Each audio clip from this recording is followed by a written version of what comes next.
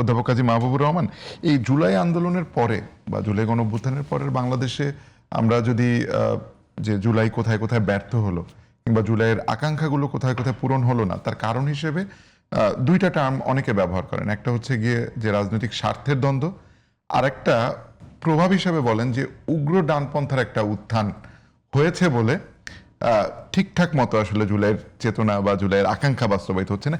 এই দুইটা টার্মের উপর আপনার বিশ্লেষণ শুনতে চাই যে আসলে কি এই দুইটা টার্ম কতটা প্রভাব ফেলছে। না, আপনাকে আবারও ধন্যবাদ।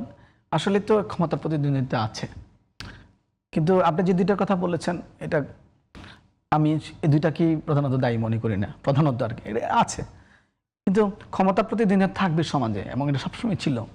ক্ষমতার প্রতিদ্বন্দ্বিতা ছাড়া তো রাজনীতি চলবে না।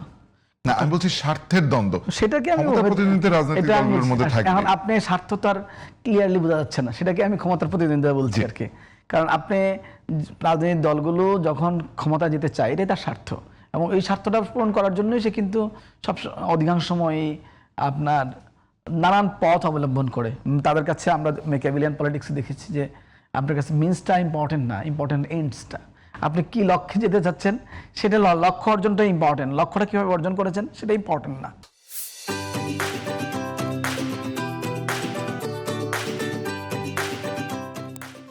তো এই জায়গা থেকে এখনকার মানে গত 300-400 বছর ধরে রাজনীতি সারা ওয়ার্ল্ডেই এই স্টাইলে চলে। লক্ষ্যটা অর্জন করার জন্য মিনসটাকে গুরুত্ব দেওয়া হয় না। কিন্তু আইনের যে কাঠামো তৈরি হচ্ছে সারা পৃথিবীতে, বিশেষ করে সেকেন্ড ওয়ার্ল্ড ওয়ারের পরে, অথবা কোনো কোনো জায়গায় ধরেন আমেরিকা, ইংল্যান্ডে তাদের স্বাধীনতার পরেই, বা ফ্রান্সে ধরেন আপনি যখন ফ্রান্স বিপ্লব হলো তারপরে, এই সকল জায়গাগুলোতে কিন্তু গুণগত পরিবর্তন আসছে রাজনীতির। শুধুটা স্বার্থের দ্বন্দ্বের জন্য, স্বার্থের জন্য তারা রাজনীতিটা করে না। রাজনীতিটা অনেক ক্ষেত্রে ম্যাক্সিমামটা, তাদেরও যে ত্রুটি নাই তা না, ম্যাক্সিমামের রাজনীতিটা হয় জনগণকে ভালো রাখার জন্য, এবং এই ভালো রাখাতে একটা কম্পিটিশন আছে। আমাদের দক্ষিণ এশিয়া এবং ডেভেলপিং কান্ট্রিতে একটা বড় সংকটটা হলো রাজনীতিবিদদের ম্যাক্সিমামটাই এই জায়গায় নাই, যে জনগণকে ভালো রাখার জন্য যে লড়াইটা, সেই লড়াইটা না করে তাদের ম্যাক্সিমাম লড়াইটা করেন নিজেকে ভালো রাখার জন্য, আর অল্প কিছু লড়াই করেন জনগণকে ভালো রাখার জন্য, যার ফলে জনগণ খারাপ থাকে। আপনি যে ব্যর্থতার কথা বলেন, যে কারণে জুলাইয়ের প্রত্যাশিত জায়গায় জুলাই অর্জন হয় না, আমি জুলাইকে ব্যর্থ মনে করি না কোনোভাবেই, কিন্তু আমি মনে করি জুলাই আরও অর্জন করতে পারত। বাংলাদেশের মানুষকে একটা নতুনত্ব রিমার্কেবল কিছু ডিফারেন্স দেখাতে পারত, সেই জায়গাটাতে অর্জন হয় নাই। কিন্তু জুলাই আজকে আমাকে মানে সবকিছু বলার স্বাধীনতা দিয়েছে, যদি আপনি আমাকে আর বিরক্ত না করেন আগে ভবিষ্যতে, এবং জুলাই আমাকে আইনের আশ্রয় নেওয়ার সুযোগ দিয়েছে। তো এটা আমি মনে করি খুব ভালো দিক।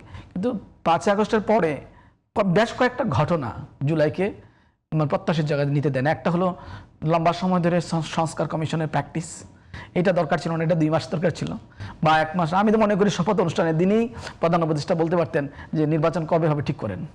প্রধান উপদেষ্টা বলতে পারতেন শপথ অনুষ্ঠানের দিনই যে মোটা দাগে কয়টা 5টা সংস্কার, আমি তো মনে করি 4টা-5টা সংস্কার করলে মোটা দাগে সব রাষ্ট্র ট্র্যাকে উঠে পড়বে।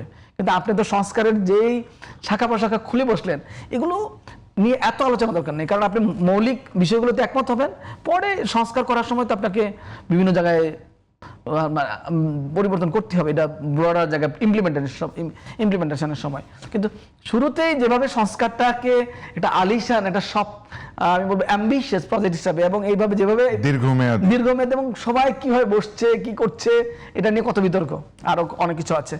এটা যদি মানে ওনাদের মতো বিজ্ঞ লোকরা যদি এটাকে এভাবে না নিয়ে, এবং সংস্কার কমিশনগুলোতে যারা ছিলেন তাদের ম্যাক্সিমাম এই 5ই আগস্টের আগে কর্তৃত্ববাদ বিরোধী, ফেসিবাদ বিরোধী লড়াই তারা নাই। আমি ঢাকা ইউনিভার্সিটিতে অনেক লোকের দেখেছি যাদেরকে গত 1 দশক ধরে আমি দেখি নাই কোনদিন, তারা বিভিন্ন সংস্কার কমিশনে আছে। কিন্তু আমরা যারা গত 1.5 দশক ধরে এই কর্তৃত্ববাদ বিরোধী লড়াই করছি, তারা কোনো সংস্কার কমিশনে নাই। তারা ম্যাক্সিমাম, আমি ঢাকা ইউনিভার্সিটি দেখছি ম্যাক্সিমাম লোকেই মানে যারা লড়াইয়ে ছিল তারা ম্যাক্সিমাম এখনও খুব বেশি কোনো জায়গায় তারা যেতে পারে নাই। তো ব্যাপার ক্ষমতা কাঠামোতে তারা কীভাবে যেন আত্মীয় স্বজন, প্রফেসর সাহেব ম্যাক্সিমাম অনেক সময় দেখা গেছে যে আপনারাও জানেন আত্মীয় স্বজন বিভিন্ন কোটা, বিভিন্ন জায়গাতে গ্রামীণ ব্যাংক, এইসব। এটা তো এটাই ছিল আপনার জুলাইকে ব্যর্থ করার প্রধান কারণ হলো ক্ষমতা কাঠামোতে যথার্থ লোকের নিয়োগ হয় নাই।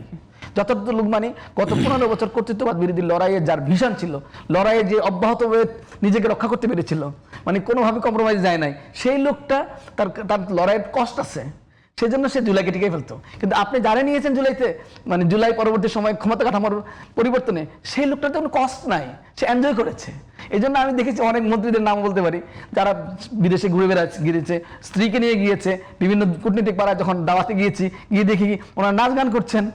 তো এই যে ব্যাপারটা আমি অনেকের মধ্যে এনজয়িং একটা মোড দেখেছি। তো জুলাই হওয়ার পরে কোনো সময় আমি জুলাই 3-4 মাসের মধ্যে দেখলাম যে ঢাকা ইউনিভার্সিটিতে গাছ লাগানোর জন্য আপা আসছেন। আমার কাছে খুবই আশ্চর্য লাগলো, 3 মাস জুলাইয়ের পরে এইরকম একটা রক্তাক্ত বিপ্লবের পরে কি পরিমাণ কাজ থাকার কথা, কি পরিমাণ দিন রাত ঘুমানোর কথা না তাদের। তো গাছ লাগানোর সময় পাচ্ছে কোথায়? গাছ লাগানোর জন্য তো একদম পরিবেশ মন্ত্রী আসতে হয় না। যেখানে জুলাই বিপ্লব, সেখানে আপনি পুরো রাষ্ট্র কাঠামো পরিবর্তন করবেন। সেখানে আমার কাছে মনে হয়েছে যে ওনারা বোধহয় বিপ্লবটা বুঝতে পারছেন না। কারণ আসলেও এই যে আপাকেও বলছি, হয়তো মানে তরুণদের উদ্ধার করার জন্য পুলিশ কমিশনার ওখানে গিয়েছেন, কিন্তু আমরা যারা রাস্তায় ছিলাম, রাস্তায় থাকার তো যে কোনো মুহূর্তে মৃত্যুবরণ করতে পারেন। ওনারা তো রাস্তায় প্রসেশনে ছিলেন না, ওনারা এলিট ভাবে নিজেকে উদ্যোগ নিয়েছেন। এই এলিটের মন্ত্রিসভাটা আফটার উপদেষ্টা পরিষদ, 5 আগস্ট, হ্যাঁ, উপদেষ্টা পরিষদ, এলিটের উপদেষ্টা পরিষদ, এটা যদি ইভেন বিপ্লবীদের মধ্যে থেকে কেউ যদি প্রধান উপদেষ্টা হতো, আজকে জুলাই এই লেভেলে পৌঁছে না। প্রধান উপদেষ্টা যদি ওই সময় হয়তো ইন্টারন্যাশনাল রিকগনিশনের জন্য দরকার ছিল। আসলে অনেক ক্রাইসিস আছে নানান জায়গা থেকে ব্যাপারটা, কিন্তু ওনার কাছে যে প্রত্যাশাটা ছিল জুলাইকে নিয়ে অনেক কিছু করেছেন। আমি প্রফেসর ইউনূসকে ডিসক্রেডিট দিব না, কিন্তু আরো তো অনেক আশা ছিল। আসলে সেই আশাটা এই নূরজাহান বা আদার্স ওনাদেরকে না নিলে, এবং আপনি দেখেন স্বাস্থ্য খাতে কি প্রবলেম তৈরি হয়েছে, এগুলো তো মানে জুলাই তো দূরের কথা, ন্যূনতম সাধারণ যে রাজনৈতিক অধিকার, মানে রাজনীতিতে যেটা পাওয়ার কথা, সেটা কিন্তু অনেক নিশ্চিত করতে পারে নাই। আমি সেই জায়গাতে বলছি যে আপনি জুলাইকে সাকসেসফুল করতে পারতেন। আজকে না, 5 আগস্টের পরে বলেছি যে প্রথম ধরেন সেপ্টেম্বর থেকে বলা শুরু করেছি যে জুলাইকে সফল করতে হলে ক্ষমতা কাঠামোর পরিবর্তন সঠিকভাবে করতে হবে। আজকেও বিএনপি সরকারকে ওইটাই একই কথা বলি, যদি বিএনপি সরকার সাফল্য অর্জন করতে চায়, সাফল্য মানে হয়তো অনেক জায়গায় সফলতা আসছে না তা না বিএনপি সরকারের, কিন্তু পরিপূর্ণ সফলতা অর্জন করতে চায়, আগামী নির্বাচনে বিএনপি যদি একটা সাকসেসফুল দল হিসেবে যেতে চায়, সাকসেসফুল সরকার হিসেবে যেতে চায়, তাহলে ক্ষমতা কাঠামোতে বিএনপিকে চিন্তা করতে হবে সেই লোকগুলোকে যারা গত 17 বছর 2006 সাল থেকে যখন অন্তর্বর্তী সরকার আসলো, লাস্ট অন্তর্বর্তী সরকার, বিএনপির লড়াইটা কিন্তু লাস্ট অন্তর্বর্তী সরকার থেকে, ফখরুদ্দিন সরকার থেকে শুরু করে এই ইউনূস সাহেবের সরকার পর্যন্ত যারা দাঁড়িয়েছিল বিএনপির জন্য, সেই লোকগুলোর মধ্যে কোয়ালিফাইড লোকগুলো যদি বিএনপি ক্ষমতা কাঠামোর পরিবর্তন করে, তাহলে তারা বিএনপিকে ওন করবে। আর বাকি যারা হাইব্রিড হবে, অথবা যারা চুপ ছিল, অথবা যারা সুবিধাভোগী ছিল, অথবা যারা মাঝখানে আওয়ামী লীগের সাথে অ্যাটাচ ছিল হয়ে নিজেরা সুবিধা নিয়েছে, তাদেরকে যদি ক্ষমতা কাঠামো আনতে চায় বা নিয়ে আসে, তাহলে কিন্তু সরকারের ভূমিকার জায়গাটা